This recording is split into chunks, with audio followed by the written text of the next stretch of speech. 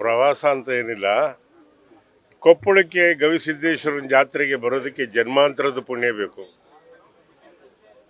ಬಸವಣ್ಣವ್ರು ಒಂದು ಒಳ್ಳೆ ಮಾತು ಹೇಳ್ತಾರೆ, ನೀನೊಲಿದೊಡೆ ಕೊರಡು ಕೊನರು ಓದಯ್ಯ, ನೀನೊಲಿದೊಡೆ ಬರಡು ಹೈನು ಓದಯ್ಯ ಅಂತ. ಯಾಕೆ ಅಂತಂದರೆ, ಎಲ್ಲಿ ಅನ್ನದಾನ ಯಥೇಚ್ಛವಾಗಿ ನಡೆಯುತ್ತೋ ಅಲ್ಲಿ ಸಾಕ್ಷಾತ್ ಈಶ್ವರ ನೆಲೆಸಿರ್ತಾನೆ ಅಂತ ನಮ್ಮ ನಂಬಿಕೆ ಅಲ್ಲ, ಅದು ಸತ್ಯ ಕೂಡ.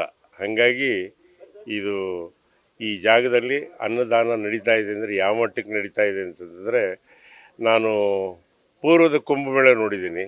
ಏಕೆಂದರೆ ತ್ರಿವೇಣಿ ಸಂಗಮದಲ್ಲಿ ಆಗುವಂಥ ಕುಂಭಮೇಳಕ್ಕೆ ಮೊನ್ನೆ ತಾನೇ ಹೋಗ್ಬಿಟ್ಟು ಬಂದ್ವಿ, ಒಂದು ವರ್ಷದ ಕೆಳಗಡೆ.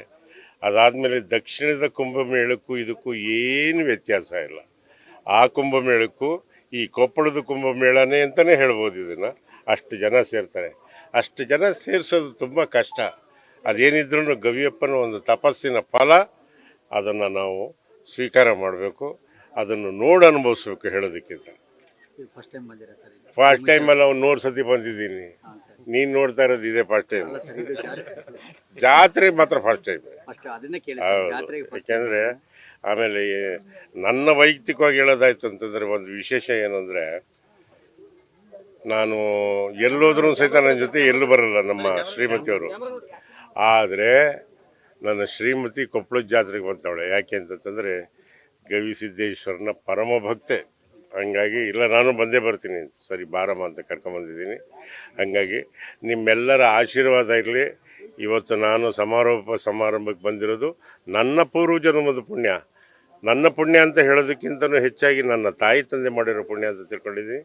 ನೀವು ಎಲ್ಲ ಬರಬೇಕು ಅಂತ ಕಳಕಳಿಯ ಮನವಿ, ನಮಸ್ಕಾರ, ಒಳ್ಳೆಯದಾಗಿ. ಸರಿ, ಒಬ್ಬ ಕಲಾವಿದರಾಗಿ ನೀವು ಈಗ ರಾಜಕಾರಣ ಅನ್ನುವಂಥದ್ದು ಈಗ ಧರ್ಮ, ಅದು ನನಗೆ ಸಂಬಂಧ ಇಲ್ದಲ್ಲಿರೋದು. ಏನು ಚಿನ್ನಮ್ಮ ನಿನ್ನ ಹೆಸರು?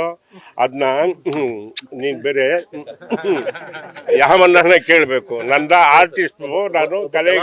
ಏನು ಸಂದೇಶ ಕೊಡೋಕ್ಕೆ, ಯಾವುದಕ್ಕೆ? ಈಗ ಧರ್ಮದ ಹೆಸರಿನಲ್ಲಿ ರಾಜಕಾರಣ ಮಾಡ್ತಕ್ಕಂಥವ್ರಿಗೆ ನೀವು ಒಬ್ಬ ಕಲಾವಿದರಾಗಿ ಏನು ಸಂದೇಶ ಕೊಡ್ತೀರಿ ಸರ್? ನನ್ನ ಪರವಾಗಿ ನೀನು ಏನು ಹೇಳ್ತೀಯ ನೀನೇ ಹೇಳ್ಬಿಡು ಬಂಗಾರಮ್ಮ. ಯಾಕೆ ನಮ್ಮನ್ನು ತಗೊಂಡೋಗಿ ಚಿಲ್ಕಕ್ಕೆ ಯಾಕೆ ಸಿಗಾಕಿಸ್ತಿರೋ ಗೊತ್ತಾಯ್ತಾ? ಭಾಳ ಶಾಣ್ಯರಿದ್ದೀರಿ. ನಿಮ್ಮನ್ನೆಲ್ಲ ಹೆಂಗ್ ತಗೊಂಬತ್ತಾರೆ ಅಂದ್ರೆ ಹುಡುಕಿ ಹುಡುಕಿ ಹುಡುಕಿ ಚಾನಲ್ನವರು ನೋಡು, ತಿವ್ದು ಪ್ರಶ್ನೆ ಕೇಳು ಅಂತ. ನೀನು ಎಷ್ಟು ತಿವಿದ್ರು ಅಷ್ಟೇ. ಇದು ಆನೆ ಚರ್ಮ, ಗಟ್ಟಿ ಚರ್ಮ. ಧರ್ಮದ ಹೆಸರಲ್ಲಿ ಯಾಕೆ ಅಂತಂದರೆ ಒಂದು ವಿಷಯ ಯಾರು ಬಯಸ್ತಾ ಇದ್ದಾರೆ ಅಂತಂದರೆ, ಇವತ್ತಿನ ಜನ ದಡ್ರಲ್ಲ, ಗೊತ್ತೈತರ?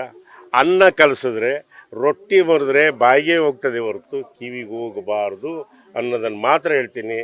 ಅರಿವಿದ್ದವ್ರು ತಿಳ್ಕೊಳ್ತಾರೆ, ಇಲ್ಲ ಅಂತಂತಂದರೆ ಇಲ್ಲ. ಏನೇನು ಬಂಗಾರ ನಿನ್ನ ಹೆಸರು? ರಾಜು. ಯಾವಾಗಲೂ ನಗ್ತಾ ಇರು ರಾಜು. ಥ್ಯಾಂಕ್ಸ್. ಹಾಂ, ರಾಜಕೀಯ ಬೆಳವಣಿಗೆಗಳ ಬಗ್ಗೆ ನಮಗೆ ಗೊತ್ತಿಲ್ಲ ಕಣಪ್ಪ. ನೀನು ಒಬ್ಬ ಮಣ್ಣಿನ ಮಡಿಕೆ ಮಾಡೋನ್ಗೆ ಹೋಗ್ಬಿಟ್ಟು ಸರ್ ಚಿನ್ನದ್ದು ಹೆಂಗೆ ಮಾಡ್ತೀಯ ನೀನು ಅಂತ ಕೇಳ್ದಂಗೆ ಆಯ್ತಲ್ಲಪ್ಪ ನೀನು. ಅಂದ್ರೆ ಯಾವ ಶಾಲೆಗೆ ಓದ್ದು ನೋಡಿ? ನಾನು SLC ಫೇಲು.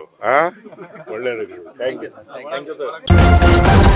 ನ್ಯೂಸ್ ಫಸ್ಟ್, ನಿರ್ಭೀತಿಯಿಂದ ನಿಮ್ಮ ಪರವಾಗಿ.